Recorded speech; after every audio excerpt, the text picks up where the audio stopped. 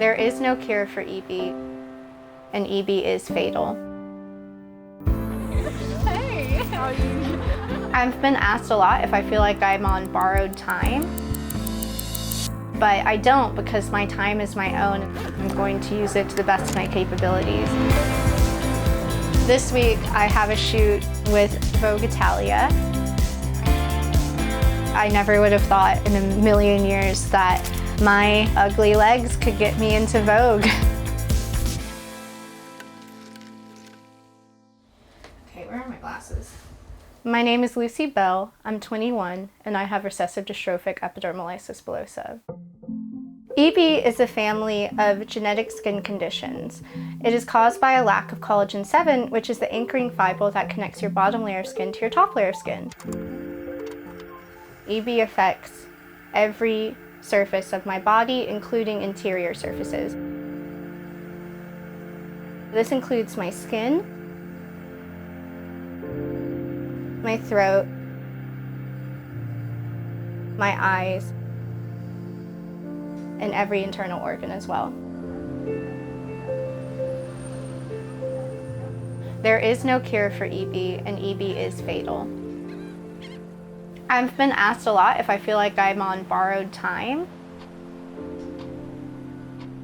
You can't sit around and worry about when you're meant to die, because it's useless. It'll ruin your day. Don't have just one book about Middle English literature, or two, I have 4. There are a lot of everyday things that could damage my skin that most people might not think of. Friction is really bad for my skin. So if there were to be any excess friction applied to my body, that would also shear off my skin. Jamie, which module are you in this semester? Michelangelo. I'm really excited for it. I'm in Da Vinci. Things like stubbing my toe, opening a jar, opening a bottle, brushing my teeth, taking a shower, even just getting out of bed in the wrong way.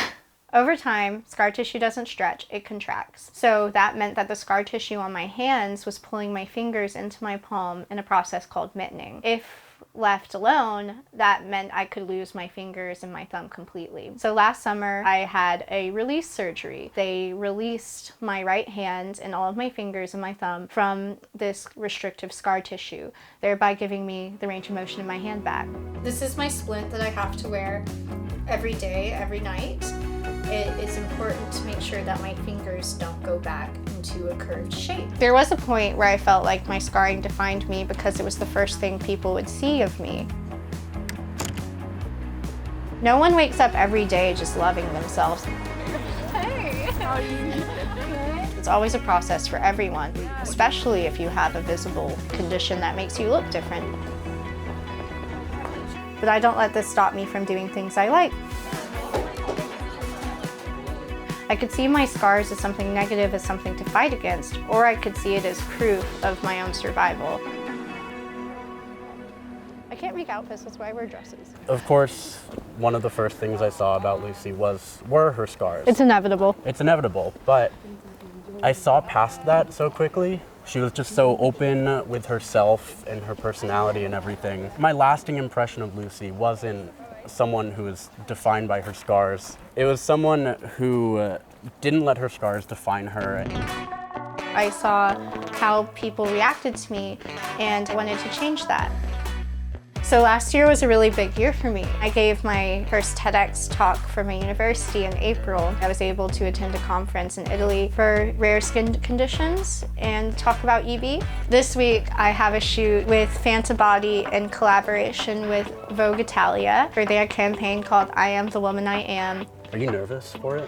I'm a little bit nervous just because of the names attached to it. I mean, Vogue is something you couldn't even dream of. I'll be nervous when I'm on the train to London, for sure.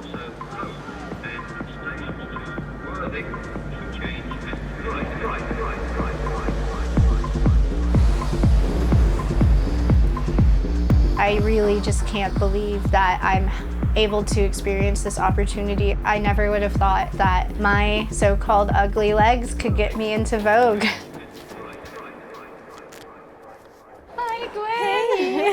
It's so nice to meet you in person. good. Finally, how are you? Good. So we are shooting this story for Fantabody, which is an Italian brand who always pick those amazing women to be photographed and interviewed. I'm so excited. I can't wait. So we have this, which is really cool. It's a mesh shirt, and we also have a really sparkly bodysuit, which will be amazing. What did you think whenever you saw my skin condition and that you'd be working with someone with EB?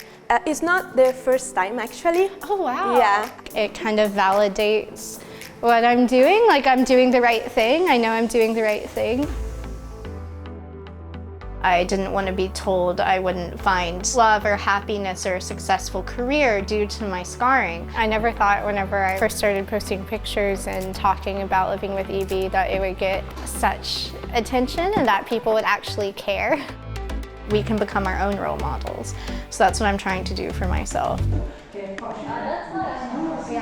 I want people to know that like visible disabilities and sexuality are not two things that can never interact. I want other people to recognize that there's nothing wrong with my body. Let's start like this.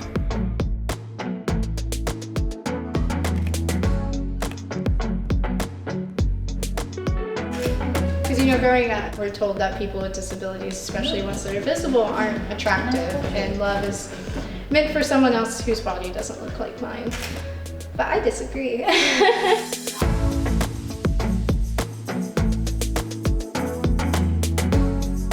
I'm happy to live in a time where we're starting to embrace our differences. Yeah, it was great. And they're absolutely the best pictures I've ever been in. Oh my God. It was incredible to see the photos come up on the screen. And I was like, oh my God, that really is me. I'm used to being sensationalized, and it'll be nice to be able to control my narrative more. I'm not doomed to live a life of pain. I'm happy and I'm alive.